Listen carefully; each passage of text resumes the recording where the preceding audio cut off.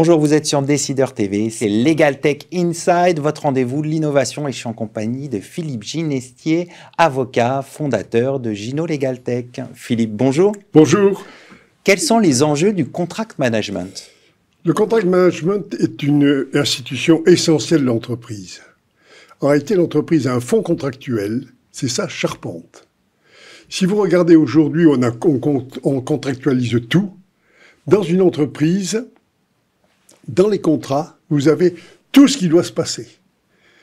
Tout ce qui doit se passer en termes de flux de biens, en termes de flux de services, en termes de flux financiers. C'est donc ce fonds, c'est la charpente. C'est ce qui tient l'entreprise. Et d'ailleurs, quand un contrat tient pas bien, un contrat important ne tient pas bien, ça fait une catastrophe. On a un étage qui descend. Ce n'est pas terrible. Alors, ce fonds, il est soumis à des tendances. Il y a une tendance de fond qui est la contractualisation. J'ai encore connu l'époque où la parole était plus forte que le contrat. Ça, c'est terminé. C'est terminé parce que le monde a évolué et que nous ne sommes plus dans des sociétés fermées où tout le monde connaît tout le monde et on sait avec qui on traite. Aujourd'hui, ce qui compte, c'est le contrat. Et le contrat, c'est ce que le juge, ce que je pense que le juge dira si on lui soumet le contrat. On est là. Donc, c'est un autre monde, mais qui permet de traiter avec des gens qu'on ne connaît pas. Alors, on comprend mieux maintenant les enjeux du contract management, mais que fait Gino Legal Tech? Attendez, il y a d'autres enjeux quand même du contract management dans les tendances, il y a d'autres intéressantes. Il y a l'intégration des contrats aux opérations. De plus en plus, le juriste descend dans l'arène et intervient dans les opérations. Ça, c'est très intéressant pour lui. Les contrats sont de plus en plus complexes parce que le monde est de plus en plus complexe. Les technologies, la mondialisation, etc. font que les contrats sont de plus en plus complexes. On a la compliance. Là, c'est une couche supplémentaire qui arrive et dans les contrats, on doit mettre certaines clauses de compliance que le juriste qui fait du M&A ou du contrat commercial ne peut pas connaître. Donc là, on a un spécialiste qui doit intervenir pour le RGPD, pour la vigilance, etc. Donc ça, c'est une couche supplémentaire. On a donc de plus en plus les contrats. Pour les réaliser, il faut plusieurs intervenants. C'est une complexité supplémentaire. Et enfin, le temps au marché s'accélère. Le juriste est sous une pression de temps de plus en plus importante. Alors maintenant qu'on a bien compris ces enjeux, leur complexité, que fait Gino Legal Tech? Alors la mission de Gino Legal Tech, c'est de doter les juristes et les opérationnels des outils d'optimisation des dimensions des contrats, la dimension juridique, c'est-à-dire la sécurité, le fait qu'on pourra exécuter le contrat tel qu'on l'a voulu. Deuxièmement, l'opérationnel, il doit bien décrire, un bon contrat va bien décrire ce que les gens doivent faire. C'est très important, c'est une mémoire, le contrat. Donc on était d'accord sur le fait que vous tiendriez le micro, il faut que ce soit clair. L'important, c'est bien de transcrire la volonté des parties. La volonté des parties, et clairement. C'est ce qui va faire la bonne exécution et qui va conforter les engagements des uns et des autres. Et puis après, il y a un élément qui est très négligé jusqu'à maintenant dans beaucoup d'entreprises, c'est le côté analytique. On l'a dit, c'est la charpente, il y a tout. Dans un contrat, il y a tout ce qui doit se passer. Si vous prenez les milliers de contrats d'une entreprise, tout ce qui doit se passer y est écrit. Et c'est mal exploité informatiquement aujourd'hui. Et donc, on doit livrer des systèmes qui vont faire mettre dans une base de données toutes les datas contractuelles pour qu'on puisse avoir les vues que l'on désire. Est-ce qu'on peut dire que vous êtes un facilitateur de la gestion des contrats? Ah, certainement, plus qu'un facilitateur, oui. On permet l'optimisation et on va faciliter le travail des hommes là-dedans. Alors, Gino, donc, que j'ai créé en 2017, Gino Legal Tech, fait un produit qui s'appelle Gino et il est conçu quand même autour de juristes. La conception se fait par un binôme des gens anciens, qui est votre serviteur, et Yves Bénigaud, qui est un polytechnicien. Donc lui, c'est la partie technique, moi, c'est la partie fonctionnelle juridique. Et de plus en plus, avec l'équipe de juristes qui accompagnent les clients dans l'utilisation de Gino, car c'est elles qui savent quels sont les besoins. Le produit évolue. Ah ben on perd tous les jours. Et les clients, c'est intéressant, les clients au début, ben, ils sont un peu réticents à l'automatisation, et après ils deviennent des moteurs terribles de progrès. Pourquoi vous ne feriez pas un système qui permet d'eux? Voilà. Et donc là, on voit, vous voyez, par exemple, on a un client qui nous a dit dans l'assurance, je dois traduire mes contrats dans 32 langues, toute modification, faites-nous un système qui va faciliter ce processus. Et donc, vous développez la fonctionnalité. On développe la fonctionnalité qui sert à d'autres après. Hein. Une fonctionnalité d'une personne, généralement, va avoir d'autres applications ailleurs. Il faut l'avoir d'un peu haut pour justement qu'elle ait le plus large appui. Voilà. En définitive, si on doit résumer, quelle est la valeur ajoutée de Gino Legal Tech? Enrichir les tâches des juristes et des opérationnels.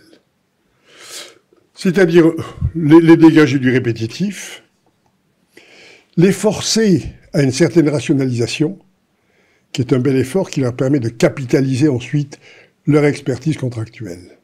Ça c'est essentiel. Dès qu'on rentre dans un processus d'informatisation, on rationalise. Donc on fait un grand pas de clarté avec soi-même. Et puis maintenant, il y a l'apport de l'intelligence artificielle générative. Alors ça, c'est extraordinaire. Qu'est-ce que ça apporte concrètement? Alors, de tout, à tous les niveaux, si vous voulez. Mais ça va apporter en particulier une force de proposition. Ça apporte une force de proposition. L'intelligence artificielle générative a une vertu que l'on n'a jamais connue avant, c'est qu'elle ne réfléchit pas, entre guillemets, avec des mots. Elle transcrit tout en vecteurs mathématiques. Et après, elle retraduit les vecteurs en mots que nous comprenons. Donc sa réflexion est pour la première fois dans l'histoire du monde une réflexion qui intègre toutes les langues, enfin des bases qui partent de toutes les langues et de toutes les cultures. Et ça peut donner des choses étonnantes. L'autre jour, j'ai résolu un problème d'un client qui était un copain en réalité qui ne pouvait pas rembourser une dette. Et l'intelligence artificielle générative m'a dit le troc. Pourquoi pas? C'est pas notre culture. Hein. Ça vient d'Asie ou d'Afrique, je sais pas, mais c'est pas notre culture le troc. Et il se trouve que les deux, le créditeur, le débiteur et quelqu'un qui est sur un tableau, il a réglé sa dette avec des tableaux. Ça vous amène des éléments complètement étrangers à notre façon de... Et ça apporte une solution. Ça apporte une solution. Voilà. Alors ensuite, évidemment, l'exploitation des datas. Ça, c'est majeur. C'est majeur. Les clients vous disent, moi, je veux savoir quel contrat j'ai eu à plus de 1 million de chiffre d'affaires. Donc, il faut pouvoir les sortir. Il faut pouvoir les sortir. Quel contrat j'ai eu avec tel client? Quel contrat j'ai eu dans telle région? Tout ça, on peut le faire. Et ça, c'est vraiment une source, c'est la principale source. Tout est dans les contrats, si on réfléchit, c'est extraordinaire. Dans les contrats et dans les datas de l'exploitation. Hein, ce qu'on intègre de plus en plus. Voilà. Alors, maintenant qu'on a vu quelle était votre solution, quelle est l'actualité de Gino Legal Tech? Alors, on développe, là, au cours du dernier semestre, hein, on développe de plus en plus les outils de mise en œuvre d'une méthode nouvelle de travail que nous pensons être vraiment la méthode de l'avenir. Concrètement, c'est que les juristes travaillent dans des closiers intelligents, ils travaillent sur des clauses qu'ils intègrent ensuite soit dans des contrats automatisés, soit dans des contrats sur mesure. Mais ils ont des closiers intelligents, c'est-à-dire des clauses qui posent des questions et qui s'adaptent au contexte, et donc ils ne le font qu'une fois.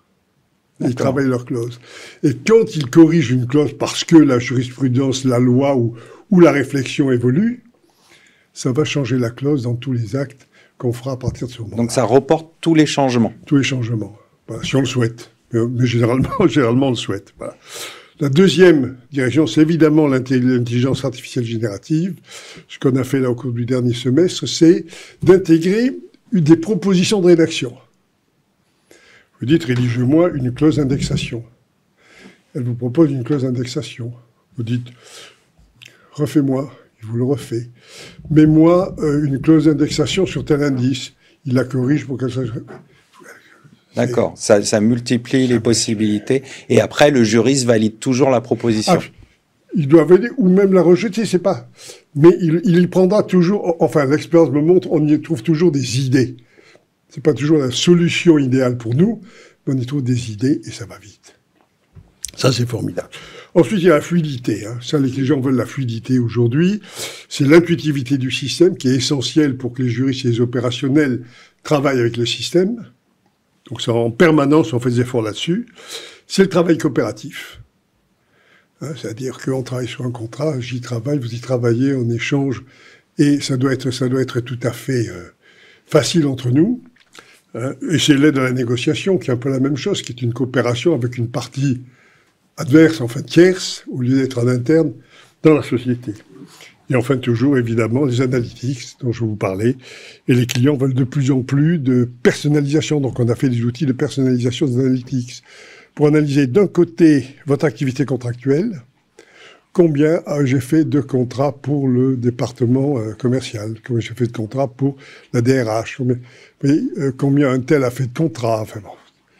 Donc, on arrive à avoir ces analytics, et après, les analytics, des data, de la base de données contractuelles, qui sont quand même très intéressants. Et là, les clients s'y font rapidement. Là. Beaucoup de projets à court terme d'évolution. Oui. Si on se passe à plus long terme, quelles sont les perspectives de développement? Alors, l'utilisation du smartphone et des tablettes, hein, qui permettent, de faire des suivis de tout ce qui se passe, dans un premier temps, ça on le sort là, en août.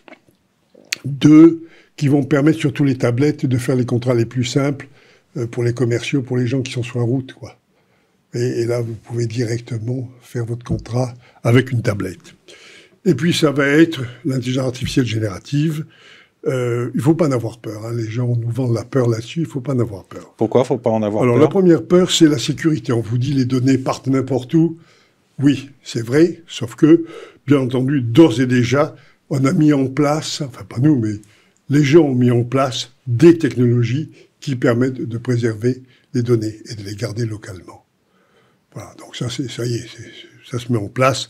Ça, dans 6 mois, c'est même plus une question, quoi. C'est un marché tellement gigantesque, vous le comprenez bien, les gens ne vont pas renoncer à ce marché parce que les données partent aux États-Unis. Donc on apporte de la sécurité. On déplace localement, on va déplacer localement en France les éléments qui permettent de gérer l'intelligence artificielle générative. Hein, on fera des copies, c'est pas monstrueux, quoi. Bon. 2, c'est une force de proposition, je vous le disais, formidable. Proposition sur des solutions que l'on cherche. Proposition sur des rédactions que l'on veut. C'est une solution formidable pour l'analyse. Je reçois un contrat, 1 minute plus tard, j'ai un résumé du contrat. Et je lui dis, tu me le fais en 50 mots, en 100 mots. Elle me le fait en 50 mots, en 100 mots. C'est quand même extraordinaire. Donc c'est rapide et on a tout de suite une proposition, un texte. Il ne faut pas avoir peur parce que c'est un assistant. Ce n'est pas notre maître. Hein, ce n'est pas notre maître. Les gens qui racontent ça, ce n'est pas vrai. C'est un assistant. Il faut le corriger, il faut le contrôler. Hein. Il ne fait d'abord que ce qu'on lui demande. Il n'a pas de volonté propre. Et 2, on doit contrôler ce qu'il fait parce qu'il peut faire des bêtises. Tout le monde a vu la jurisprudence à New York de cet avocat qui a pris une amende de $5 000, peu importe, parce qu'il avait produit des faux arrêts générés par ChatGPT. Bon, alors, ça montre que ChatGPT sait faire des arrêts qui trompent son public. Et ça montre aussi que... Et ça montre aussi qu'il fait des faux arrêts. Voilà. Non, mais c'est intéressant. Et que l'avocat connaît peut-être mal la jurisprudence. Non, il a fait confiance, si vous voulez, mais je pense que c'est la dernière fois de sa vie. Voilà, c'est la dernière fois de sa vie. Non, mais ça montre que, n'ayons pas peur, si vous voulez, mais il a fait une faute, c'est de ne pas vérifier. Que ça me donne des arrêts, d'accord, mais je vais vérifier. Je vais vérifier, voilà. Voilà quels sont les principaux... les principales voies dans lesquelles nous allons, si vous voulez. L'intelligence artificielle, c'est une centrale électrique. On en fait ce qu'on en veut. C'est pas la machine, c'est la centrale électrique. Ça vous donne une énergie terrible que vous pouvez utiliser. On va conclure là-dessus. Voilà. Merci d'être venu sur notre plateau.